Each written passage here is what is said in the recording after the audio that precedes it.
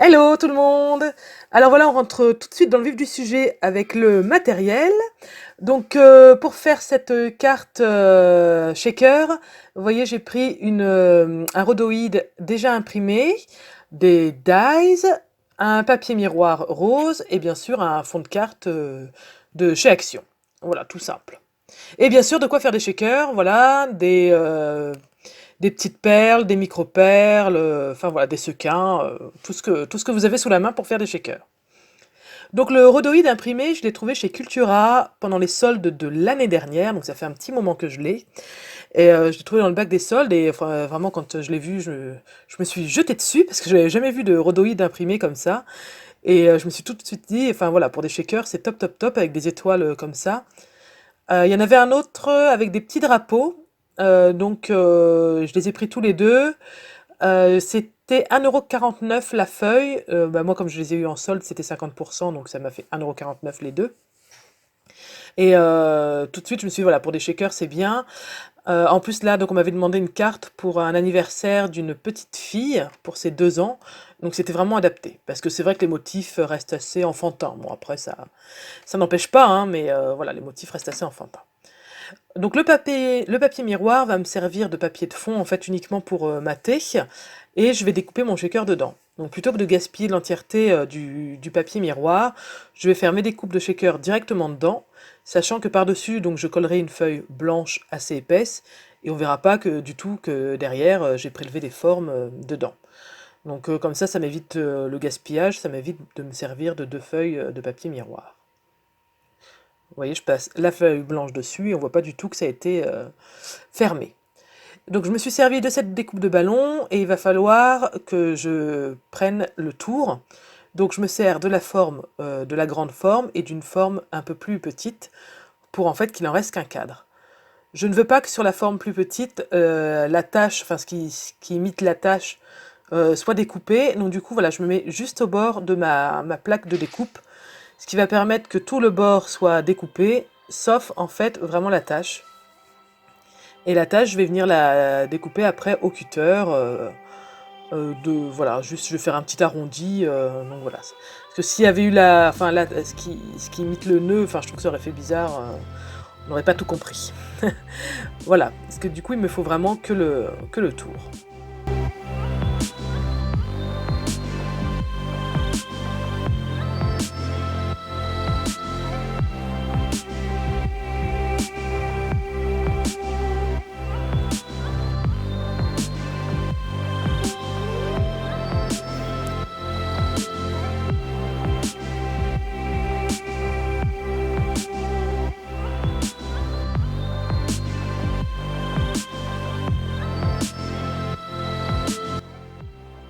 Une fois que c'est fait, il faut ensuite que je découpe dans mon rhodoïde.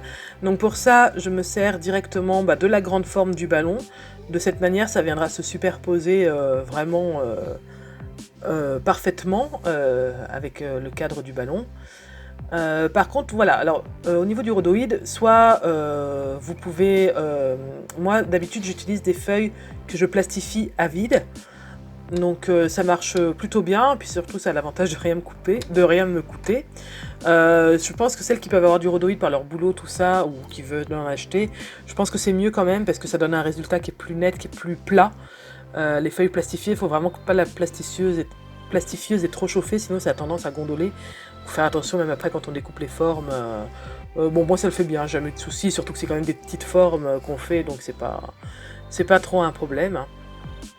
Donc voilà, vous pouvez acheter du rhodoïde, prendre des feuilles plastifiées.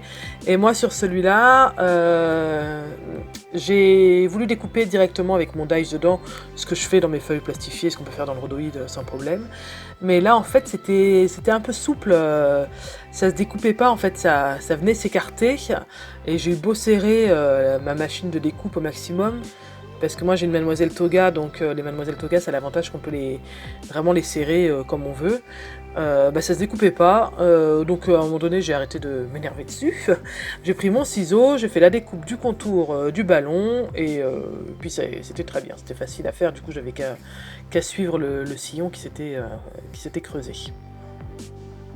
Donc une fois que c'est découpé, je vais venir pouvoir le poser sur mon cadre En fait, le cadre est important parce que c'est derrière celui-là qu'on va venir poser le scotch 3D. Vous allez voir après dans la vidéo.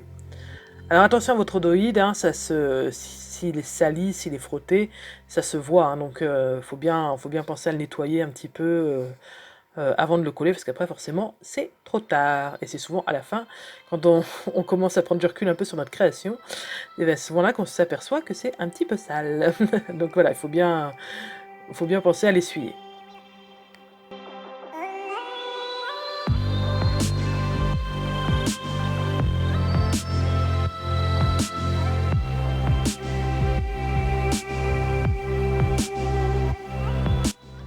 Une fois que ça c'est fait, avant de passer vraiment à la shaker, oh excusez-moi, je vous ai un petit peu percuté avec mon bac à tampons, je vais venir tamponner mon sentiment.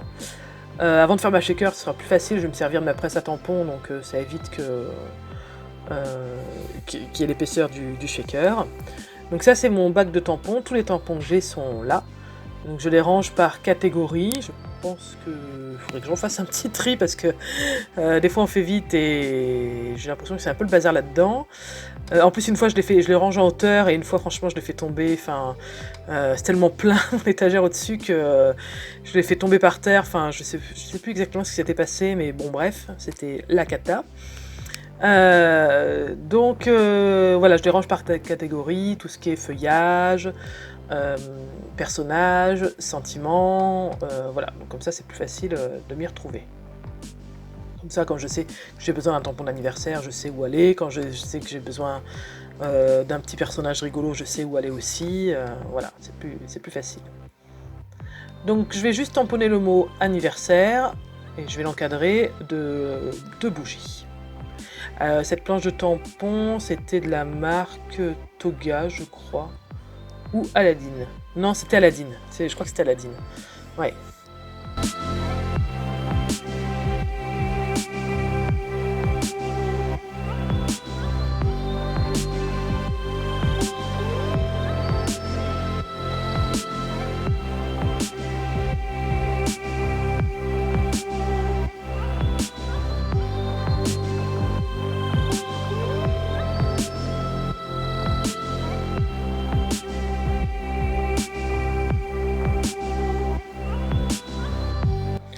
Une fois que tout est tamponné, il ne me reste plus qu'à faire le montage de la carte. Donc je colle mon papier miroir qui va venir donc en fond pour faire un matage. Donc vous voyez que la découpe est dedans et qu'elle ne se verra pas.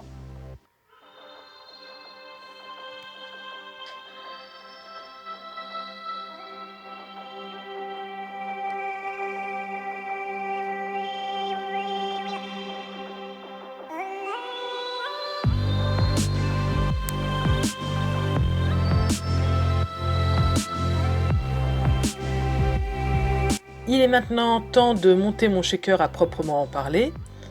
Donc toujours à la fin parce que c'est pas évident après, comme c'est en volume, c'est pas évident de retoucher sa carte une fois le shaker installé. Donc derrière le cadre en fait il va falloir mettre de la mousse 3D. Donc moi je n'utilise jamais celle d'Action parce qu'elle est trop fine et si vous voulez qu'il y ait du mouvement dans les petits éléments que vous allez insérer, il ne faut pas que ça soit trop fin. Donc je pense qu'il serait possible de superposer 2 épaisseurs de la mousse 3D de chez Action. Bon, moi j'ai acheté celle-là exprès pour mes shakers à Cultura. Elle se vide pas très vite, très honnêtement, donc franchement je trouve que c'est plus pratique. Il faut bien les fermer de façon hermétique, surtout que moi je vais mettre des microbilles dedans, donc c'est vraiment tout petit. Et ça passe, alors là les microbilles ça passe vraiment partout, même quand on a l'impression que c'est bien fermé hermétique, ça a tendance à se faufiler. Donc voilà, il faut vraiment bien se coller bord à bord avec les différentes mousses. Vous voyez que je les coupe en 2 dans le sens de la largeur, parce que je sais pas moi, ça doit faire, le scotch 3D doit faire peut-être 1 cm de large et mon rebord de ballon est de 0,5.